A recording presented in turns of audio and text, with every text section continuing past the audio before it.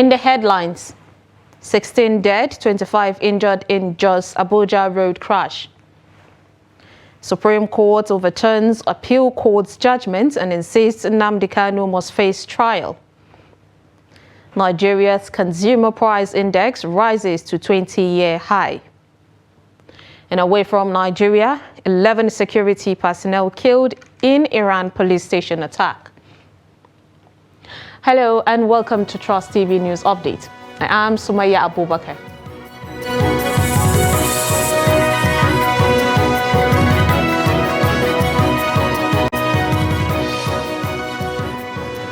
Thank you for joining us, and now the details. Now, 11 people were reported dead after a trailer loaded with goods and passengers nosedived into a gully on the Abuja-Jos highway on Thursday evening. The accident, which occurred at the Hawan Kibo village of Jos South local government of Plateau State, also left at least 30 persons injured. The Plateau Sector Commander of the Federal Road Safety Corps, Alphonsus Godwin, who confirmed the accident in Jos, said the trailer was heading to the south from Kano when the accident occurred. According to Godwin, the crash occurred as a result of brake failure and overloading. The Supreme Court has upheld the federal government's appeal challenging the verdict of the appeal court, which dismissed the charges against Nnamdi Kanu. In upholding the government's appeal, the Supreme Court held that Kanu must face trial at the Federal High Court. The Supreme Court, in judgment delivered by Justice Emmanuel Agim but prepared by Justice Garba Lawal, held that the Court of Appeal was wrong to rule that Kanu could not be tried again based on the illegality perpetrated against him by the federal government following the invasion of his home. Also, the court held that although the Nigerian government was reckless and unlawfully rendered Kanu from Kenya, such unlawful act has not divested any court from proceeding with trial. Now, Justice Lawal said no Nigerian law was cited in the suit seeking Kanu's release on the grounds of unlawful abduction from Kenya. According to the court, at the moment, the remedy for such an action is for Kanu to file a civil matter against the act instead of removing the powers of the courts to continue with his trial for alleged criminal charges. The ruling today was in part disappointing and in part satisfactory. A lot of people might say it's a bit ambiguous, so I'm going to speak very briefly so that I do not preempt what is going to come out of the registry of the court. We are going to promptly apply for certified true copies of what the justice stated in court today. But some things that he made clear were as follows: that number one, Mazin Nnamdi Kanu was enjoying his bail when his house was invaded, and that was wrong.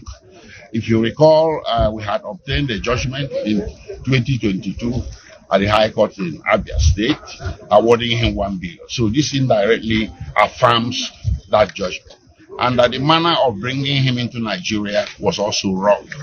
But despite all of that, the Supreme Court found cause to send this case back to the Federal High Court. And sending it back to the Federal High Court is actually called remission. And when they remit with instructions. We don't know yet what those instructions are because we don't have certified true copies of the judgment and the judgment order. So in days to come, that will be available and will be made available to the press. Okay, please, when the judge said yes, appeal and cross appeal, what does it mean? Well, the government appealed against the discharge granted by the Court of Appeal, and we cross appealed, okay, against the stay of execution granted by the Court of Appeal. So these were the issues. But what came out was that the revocation of his bail was wrong. So this, in fact, has created a basis to further seek his release, through some other means. So the judge is saying that the trial should continue. What does it mean for your team now? Well, basically, it's going to continue or it's going to proceed in accordance with the instructions the Supreme Court has issued. And those instructions will be clearer when we get them in writing. So the judge or the Federal High Court judge will have to be restricted within those. It's called a remission. So they have to carry out, the Federal High Court has to carry out the strict instructions of the Supreme Court. Okay, thank you very much. Okay. The wave of resignations that has hit the Rivers State Executive Council has continued as 3 more commissioners have joined the fray. After 4 resignations from Governor Siminalayi Fubara's cabinet on Thursday, the commissioners for Housing, Gift Warulu, Commissioner for Education, Chinedu Mmom, and the Commissioner of Transport, Jacobson Mbina, resigned on Friday. In his letter addressed to the governor, Warulu said his resignation as the Commissioner for Housing is because of personal reasons that required immediate attention. In his own letter, Mmom said he resigned his appointment as Commissioner for Education on personal reasons as well. Now recall that the gale of resignation started on Thursday with Attorney General and Commissioner for Justice Zacchaeus Adango, whose resignation later was dated November 14, 2023. He was followed by the Ministry of Social Welfare and Rehabilitation Commissioner Inemi Aguma, Commissioner for Works George Kelly Alabo, as well as the Finance Commissioner Isaac Kamalu. The new resignations leave the number of exited appointees at 7.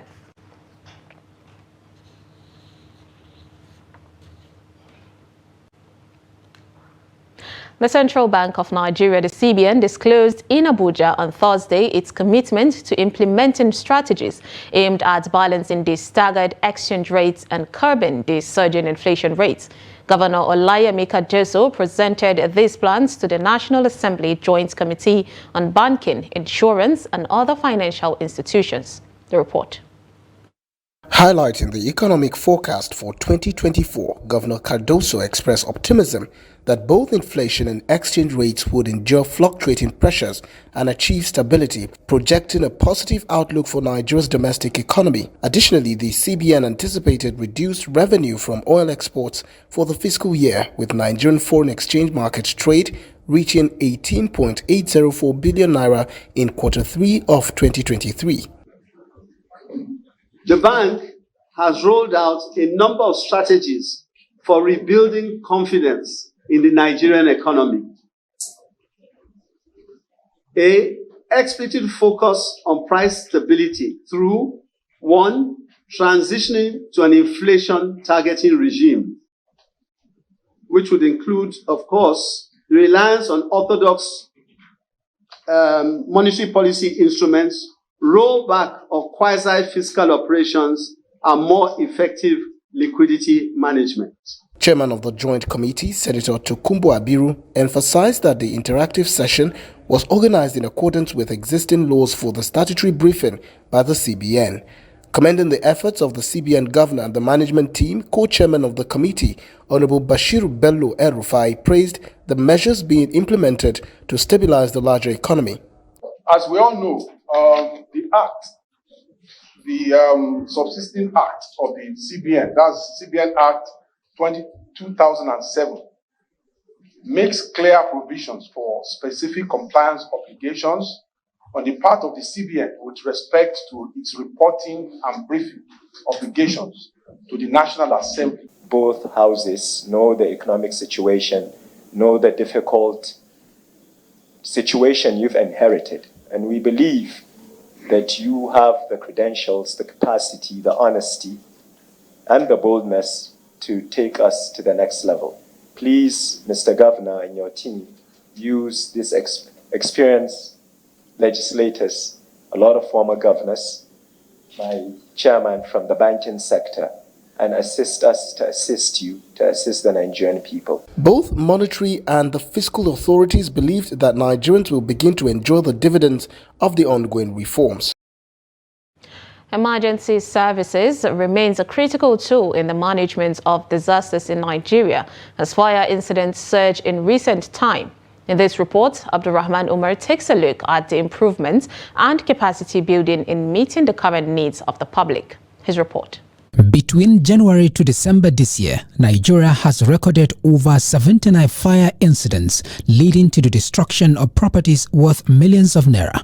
This trend has necessitated the continuous improvement in the capacity of emergency service of firefighters to meet the growing challenge in the country. That this rank, it is not because you are wearing the rank.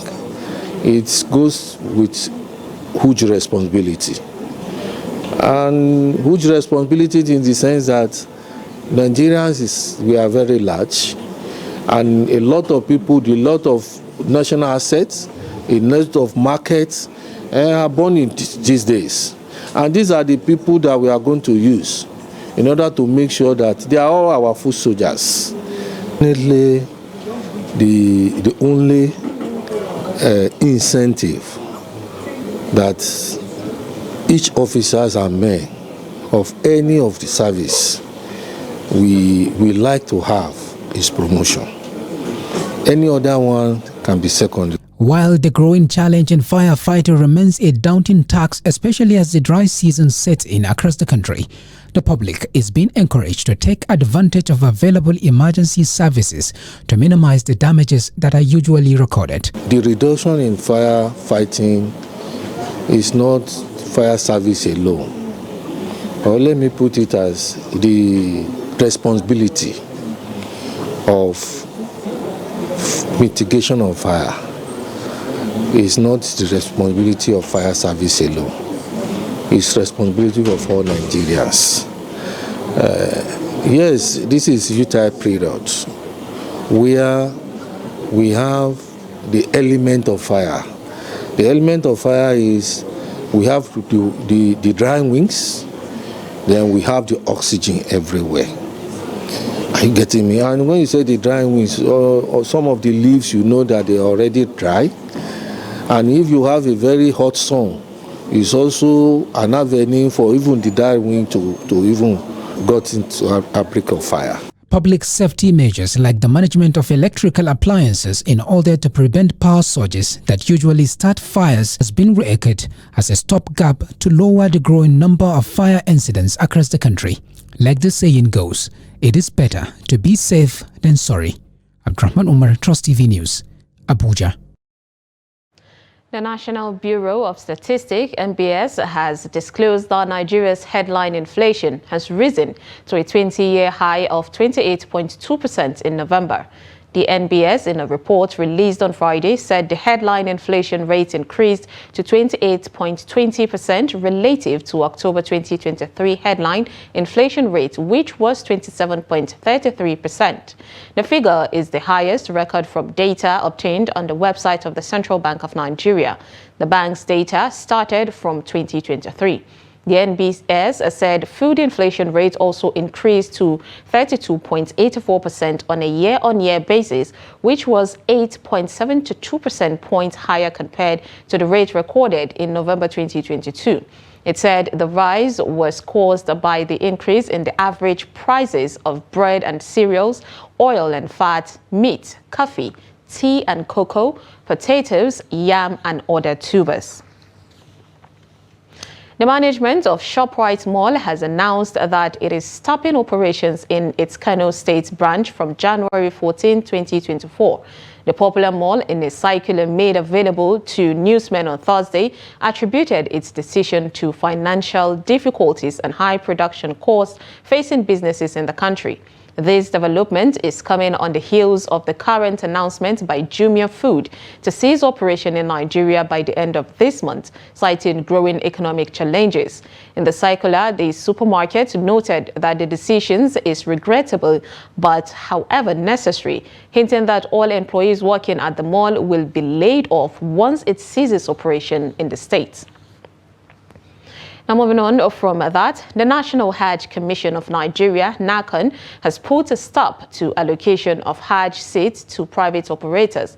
NACON, through a press release, had earlier informed the public that the federal government of Nigeria has facilitated obtainment of additional allocation of 30 slots for the private tour operators, the PTO sector, from the previous 10 slots allocated by the Kingdom of Saudi Arabia. In collaboration with the Ministry of Hajj and Umrah, thereafter, parameters were set to choose the best on the scale of about 40 higher scores. NACON Chairman Jalal Arabi announced to the PTOs that members with legitimate grievances pertaining to the qualification of any tour operator are encouraged to present well-documented facts and figures supporting their claims. You're watching News Updates on Trust TV. Coming up, Jigawa wheat farmers cry out distribution of items for irrigation. This and more after the break. Stay with us. This is Africa Update on Trust TV. I am Ayuba. Thanks for joining. Rest of Africa, stand and make sure that our people understand. And the story of the OAU can be told and retold. It cannot be denied that it made a contribution to the process of decolonization of the continent in many ways. Ethiopia is where it is today in no small part because of the tireless efforts of the African Union and the wisdom of its deeply held belief in the principle of African solution to African problems. The bulk of African countries were under colonial rule in 1945. So they did not take part in the negotiations that established the Bretton Woods institutions. But the African continent is not included in the South-South relations. And therefore, our objective is to ensure that the Africa Free Trade Agreement is actually implemented. And the BRICS countries, all of them are trading with Africa. And we know that there are resources in Sudan, especially in Darfur. And that is why Darfur has been on the front burner for a long time. So Cameroonians are anxious, Cameroonians are impatient, Cameroonians are like, oh, many of the guys are not talking today. You can read it all over the social media. Egypt has officially declined to accept fleeing Palestinians for fear that the more Palestinians you accept across the border into Egypt, the more trouble there may be for the country in the nearest and farthest future.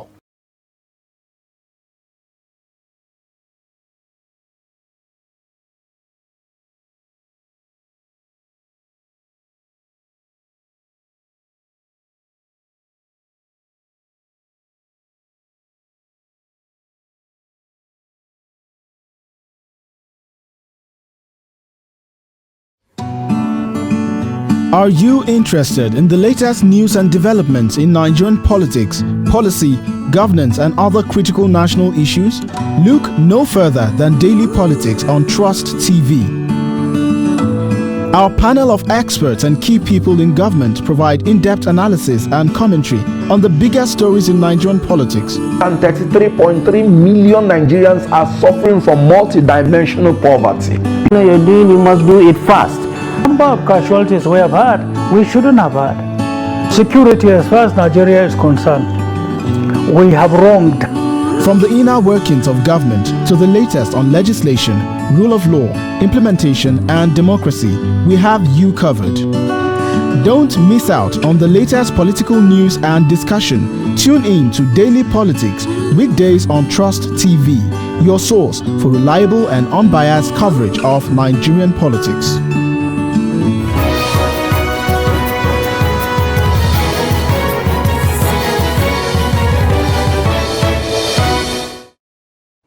Welcome back. If you're just joining us, this is News Update on Trust TV. Here's a recap of our top stories. 16 dead, 25 injured in Jos Abuja road crash. Supreme Court overturns appeal court's judgment, insists Nnamdi Kanu must face trial. Now moving on to more stories, the Nigeria Center for Disease Control and Prevention has debunked reports of fresh outbreaks of coronavirus in Benue State.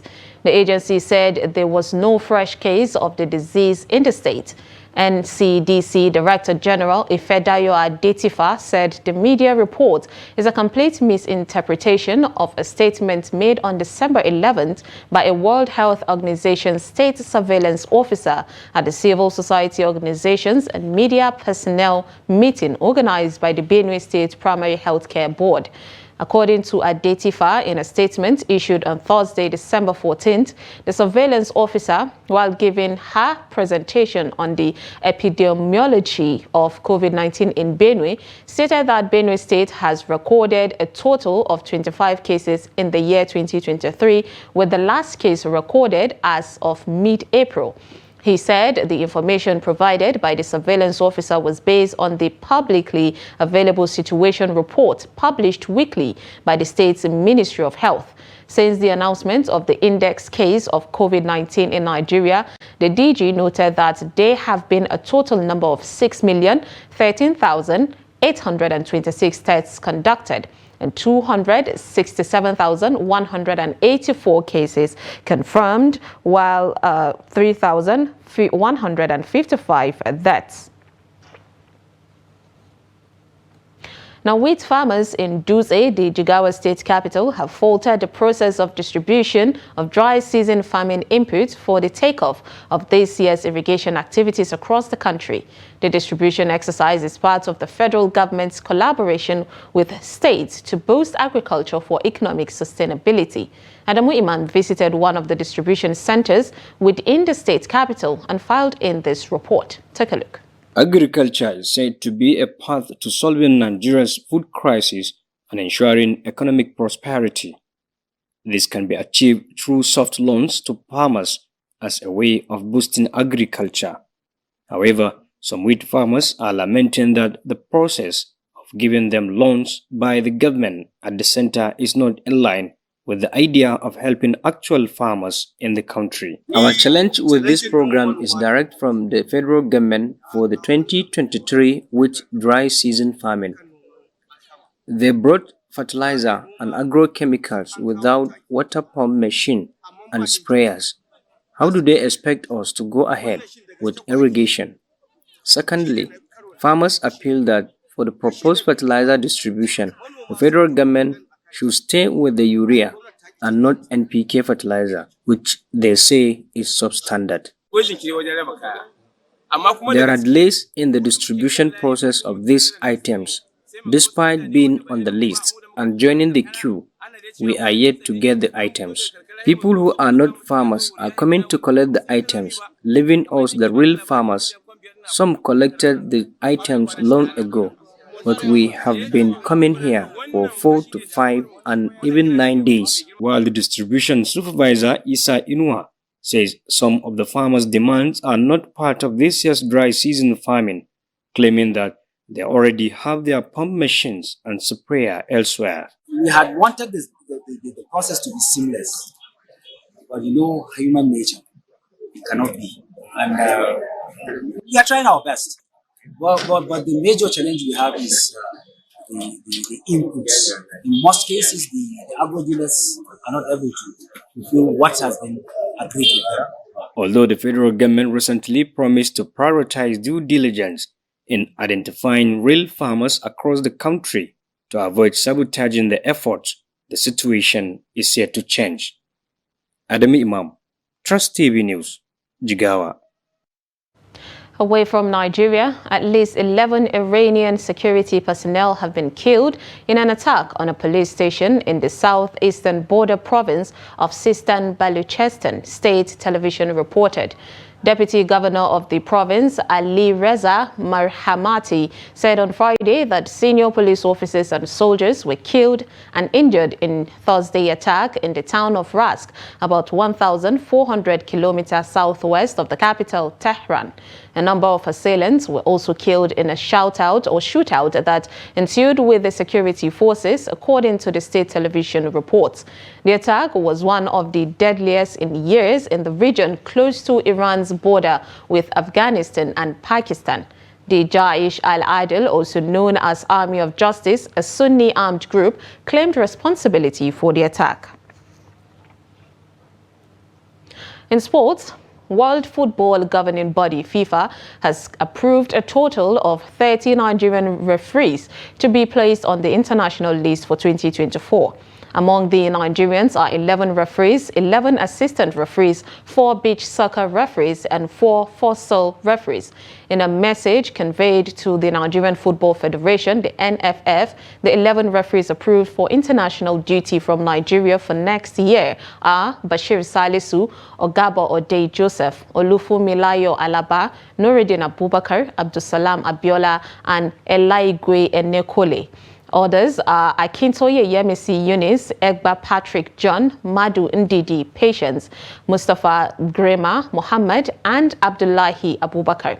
The 11 persons approved as assistant referees are Puadu Takam Samuel, Igudia Efosa Celestin, Abibat Iyaduni, Mohammed Yakubu, Umfon Friday Akpan, and Digbori Tejiri. Others are Usman Abdul Majid Olaide, Igo Hope Ogenekewe, Tera Kabenda Beauty, Ahmed Mustafa Tijani, and Agbon's Faith. Uka Ndubuisi Odigoma, Musa Ndong Davo, Omu Ago Paul Akpome, and Bello Zuru Al-Hassan were put on the futsal soccer list, while Ogumoyowa Jalili, Fawole, Olawole Adeolu, Olajide Olayinka, and Rabiu Ahmed were listed for beach soccer. The Super Eagles striker Victor Osimhen has agreed a new 3-year deal with Napoli, which will see the African Footballer of the Year earning about 10 million euro and equivalent to 8.7 billion naira yearly. According to reports in Italian media, Napoli hastened to conclude the negotiation on the new deal to ward off likely suitors.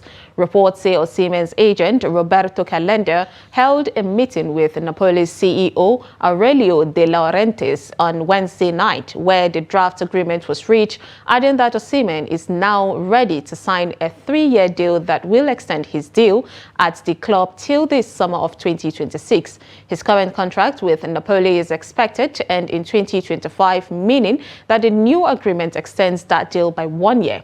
The clause inserted by Napoli ensures that the Italian champions will earn a huge fee from any club ready to take the former Under-17 World Cup winner away from the club, and also means that Osimhen will not be held prisoner to any attractive offers that land his way.